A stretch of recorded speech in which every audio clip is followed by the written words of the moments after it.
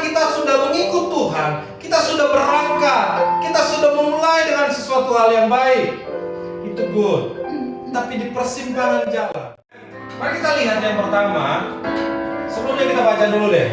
Dalam Rut 1 ayat 16. Aku meninggalkan engkau dan pulang dengan tidak mengikuti engkau, sebab kemana engkau pergi, aku pun pergi, dan di mana engkau bermalam, aku pun bermalam. Bangsamulah adalah bangsaku, dan Allahmu adalah Allahku. Ini suatu statement yang luar biasa dari seorang yang namanya Rut. Jadi ketika mereka pindah ke Moab, Elimelek meninggal. Ya kan? Setelah Elimelek meninggal, ternyata dua anaknya pun ikut meninggal. Sebelum mereka meninggal, anak Elimelek, Mahlon dan Kilion sempat menikah dengan namanya Rut.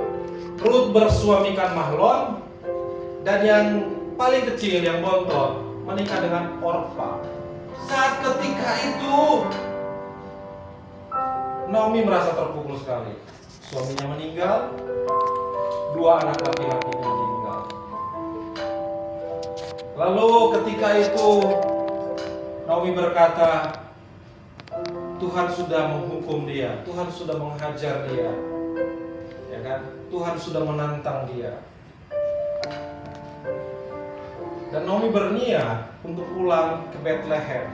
Bethlehem itu artinya gudang roti. Gudang roti, tapi terjadi kelaparan. Apapun yang terjadi, jangan jauh-jauh dari Tuhan. Jangan tinggalkan Tuhan. Apakah yang dapat memisahkan kita dari kasih Tuhan? Kelaparan kah? Ketelanjangan kah? Kata Paulus. Tidak ada. Karena ketika kita lari dari Tuhan, hidup kita bukan lebih baik. Sekalipun pikiran Elimelek, ketika dia pergi ke Moab, Moab itu adalah negara atau bangsa yang menyembah berhala. Maka adalah musuh bebuyutan dari orang Israel. Tuhan pasti nggak suka, ya kan? Ketika itu Naomi mengajak kedua menantunya untuk pulang ke tanah Israel. Perhatikan baik-baik. Dan di tengah jalan, di waktu pertama sekali ketika Naomi berencana untuk pulang ke Israel, karena dia dengar ternyata di Israel keadaan sudah lebih baik, ekonomi sudah lebih baik, tidak terjadi lagi kelaparan. Mereka pergi keluar dari Israel karena terjadi kelaparan di masa zaman hakim-hakim. Diperkirakan hakim-hakim yang memerintah zaman itu kalau tidak Yefta, ya kan? Zaman masa kelaparan itu sudah lewat dan dia dengar bahwa keadaan di Israel sudah lebih baik, maka Naomi berniat untuk pulang. Lalu dia bicara kepada kedua menantunya, Orpa dan Rut. Dan mereka sepakat untuk pulang ke Israel. Si dua menantunya ini belum memiliki keturunan. Catat baik-baik ya. Kedua menantunya ini belum memiliki keturunan. Mereka mengemas semua barang-barang mereka. Mereka lalu pulang ke Israel.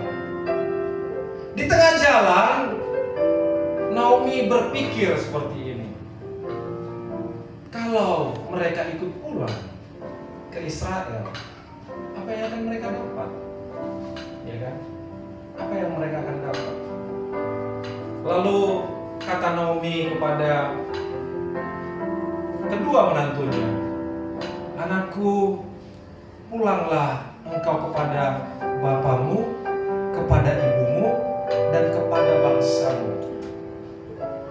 Ternyata Naomi ini berperasaan, ya kan? Dia pikir, ngapainlah nanti mereka sama saya? Mereka nanti mau jadi apa?